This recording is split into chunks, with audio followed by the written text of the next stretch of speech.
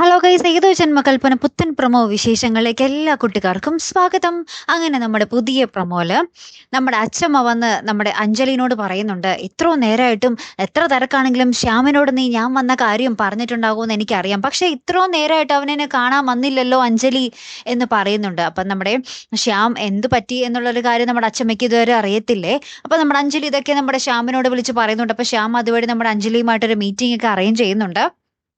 അതിനുശേഷമാണ് നമ്മുടെ അശ്വിൻ എല്ലാവരും മുന്നിൽ നിൽക്കെ തന്നെ നമ്മുടെ അശ്വിൻ അച്ഛമ്മയോട് കാര്യങ്ങൾ പറയുന്നുണ്ട്. ശ്യാം ഈ കുടുംബത്തോട് കാണിച്ച, ഈ ചേച്ചിയോട് കാണിച്ച എല്ലാ സ്നേഹവും കപടമായിരുന്നു, അതുകൊണ്ട് തന്നെയാണ് ഞാൻ അയാളെ കുത്തിന് പിടിച്ച് പുറത്താക്കിയെന്നൊക്കെ പറയുകയാണ്. അപ്പൊ നമ്മുടെ അച്ഛമ്മ നേരെ ചോദിക്കുന്നുണ്ട്, അഞ്ജലിയുടെ സമ്മതപ്രകാരമാണോ നീ അങ്ങനെ ചെയ്തത് എന്ന് തിരിച്ച് നമ്മുടെ അശ്വിനോട് ചോദിക്കുന്നുണ്ട്. അപ്പൊ നമ്മുടെ അശ്വിൻ പറയുന്നുണ്ട്, അതിന്റെ ഒന്നും ആവശ്യം ഉണ്ടായില്ല, എനിക്കറിയാം അയാൾ എത്രത്തോളം നീചനാണെന്ന്, അതുകൊണ്ട് തന്നെയാണ് ഞാൻ അതിനെ പുറത്താക്കിയെന്ന് പറയുന്നുണ്ട്. അപ്പൊ അച്ഛമ്മ പറയുന്നുണ്ട്, അതിന് ഒരാളെ മാത്രം ശിക്ഷിച്ചിട്ട് കാര്യമുണ്ടോ, രണ്ട് കൈയും കൂടി കൂട്ടി അടിച്ചാലല്ലേ ശബ്ദം ഉണ്ടാവുകയുള്ളൂ എന്ന് പറയുന്നുണ്ട് കേട്ടോ.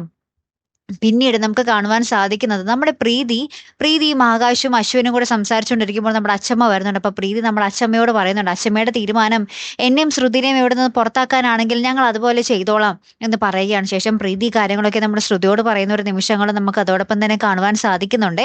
അപ്പൊ ഇനി എങ്ങനെയൊക്കെ ആയിരിക്കും കാര്യങ്ങൾ വരാൻ പോകുന്നത്? നമ്മുടെ ശ്രുതിനെ പുറത്താക്കാൻ ഒരിക്കലും നമ്മുടെ അശ്വിൻ തയ്യാറാകത്തില്ല ഇനി, അല്ലെ? അപ്പൊ നമ്മുടെ അച്ഛമ്മയും അശ്വിനും തമ്മിലൊരു കനത്ത യുദ്ധം അവിടെ ഉറപ്പായിട്ടും നടക്കും, അല്ലെ കൂട്ടുകാരെ?